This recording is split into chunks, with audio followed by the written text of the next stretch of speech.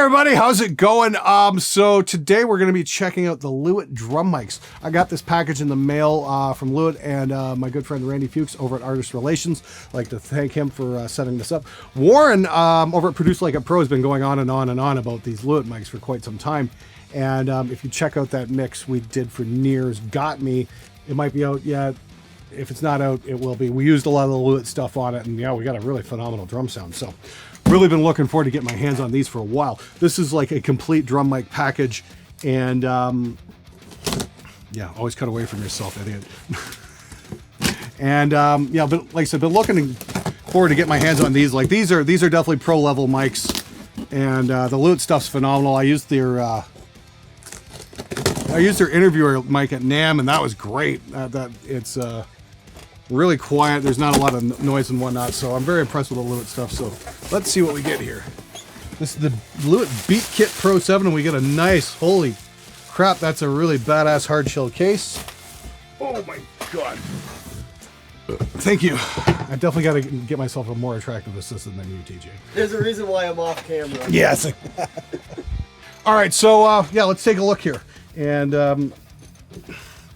you know, the Sony camera I have as overhead naturally crapped out, so yeah, we can bring that in now. Here's the Sony. Yes, so let's take a look. And so it looks like we get, now I've used these before.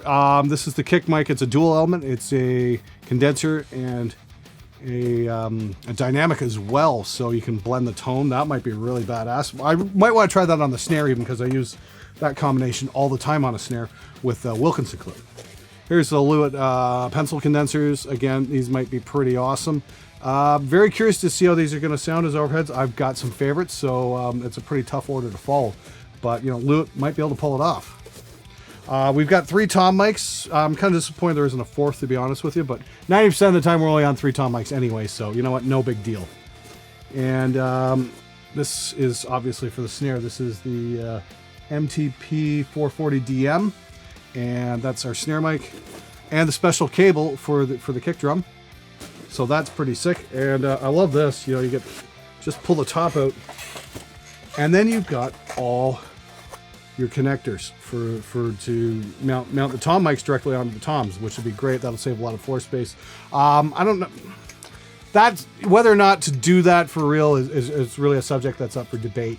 I've had good results using both methods, but right now I've got the tri-orbit stuff, and that saves a lot in terms of mic stands. So you know, I just might keep them off the stands for the time being. But I mean, like if you're going to be recording a live gig, yes, these can be absolute lifesavers.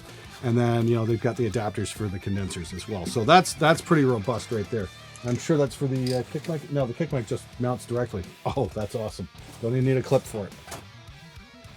Cutting over here, we've got the mic set up now. I've got the LCT 340 small diaphragm condensers set up in a spaced pair overhead configuration. And check this out right there. That's pretty cool. And yeah, we'll just slide down here, take a look. There's the kit. Over on the toms, we got the DTP 340s, and these are sounding really cool. They're really easy to place.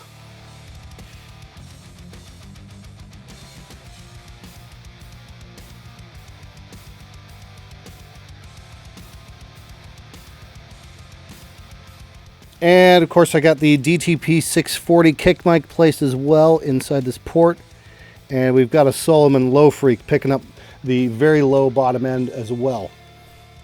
And we've got the snare mic placed. This is the MTP 440, and as you can see, I've got it paired up with my usual Studio Project C4, and you know, it's pretty cool. I gotta say, I'm really impressed with this mic. In fact, I've taken the C4 out of the mix for these demos because honestly, I think it's just making the sound boxier.